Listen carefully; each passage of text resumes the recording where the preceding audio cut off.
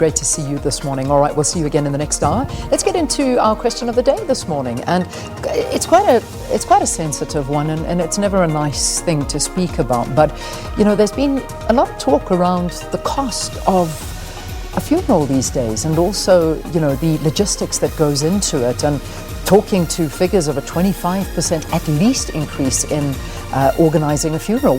Talk to us about it. What has your experience been with organizing or attending funerals during the COVID-19 pandemic? At Morning Live, SABC, that's where you can get hold of us. So we'll talk about this through the show, and we of course do have a guest that will be joining us, Manesh Govender. He's from the National Funeral Directors Association, to talk a little bit about this and of course some of the issues you may raise as well. Let's take a quick look at that news diary now. A virtual memorial service for the late radio and television icon Bob Mabena is expected to take place this afternoon. Mabena died earlier this week after a short stay at a Johannesburg hospital. So let's get into numbers. According to figures released by the Health Ministry last night, the cumulative number of confirmed COVID-19 cases in South Africa is 568,919. 259 people have died since the previous update, which has now taken the total number of deaths over the 11,000 mark. It's at 11,010. A total of 432,029 people have recovered. That means the active cases presently in South Africa, according to stats, 125,880.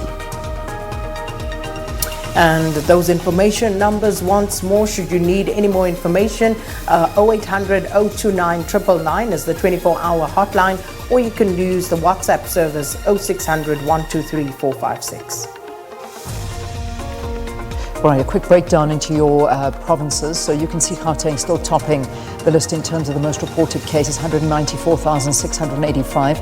KwaZulu-Natal is moving up that list, unfortunately. It's now at 101,499. The Western Cape, 100,536. The Eastern Cape, 82,779. The Free State, 29,578. The Northwest, 22,205. And Mpumalanga, 19,755. Limpopo, 10,875. The Northern Cape, 6,957, and that, of course, gives you all of the totals there.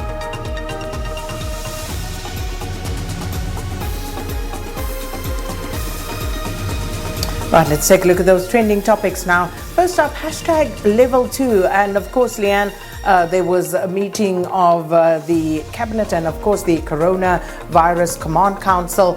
So it would seem as though there is a great anticipation, also looking at the numbers and the leveling out thereof, and people saying, you know what, we are over the worst at this point. Cautiously so though, but it looks like we are ready to head to level 2.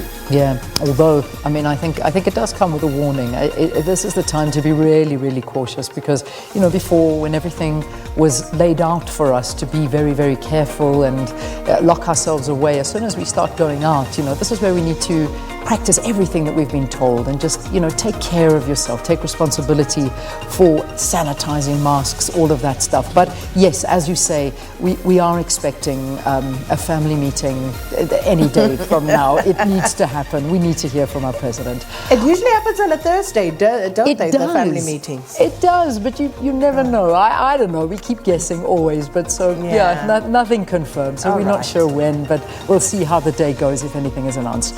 The other trending topic, of course, Zimbabwean Lives Matter. This is something that certainly has been topping trending lists for a very long time, and it's just talking to the situation that's unfolding in the neighboring country to South Africa, Zimbabwe. And some people are just, here's one from Tendai Biti saying, this is hopeful. He is an extremely buoyant mood, but the court, in its wisdom, ruled that evidence of conditions of Chikurubi should be held in camera. Only the court knows why that is a security issue. Let's pray for hope. And, these are just some of the stories that are coming out of arrested journalists, violence against the citizens of Zimbabwe, and just general problems that are taking place right now.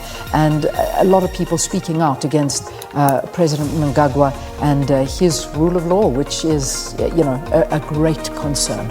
Yeah, and Hopewell Chinono, the journalist who was jailed, becoming the latest symbol of the struggle for, civil liberties and, of course, democratic further reform, one would want to say, in Zimbabwe.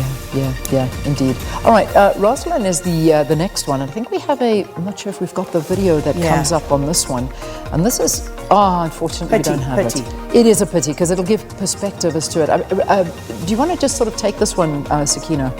So essentially yesterday, Roslyn, which is a suburb in Pretoria, people apparently had been buying stands like earth for 100,000 rand, and they built houses on these stands, and yesterday they were demolished by the city because apparently those were fraudulently sold to them.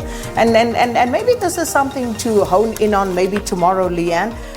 You look at what's happening in Roslyn, you look at what's happening in Vleerhof outside Roodepoort yesterday with the evictions, you look at some of the protest action that's happening in Cape Town at the moment, all to do with land and housing and those sort of issues. So maybe it's something we need to look at. Yeah, good idea. All right, we have to leave that there for now. I know that you've got our headlines for us.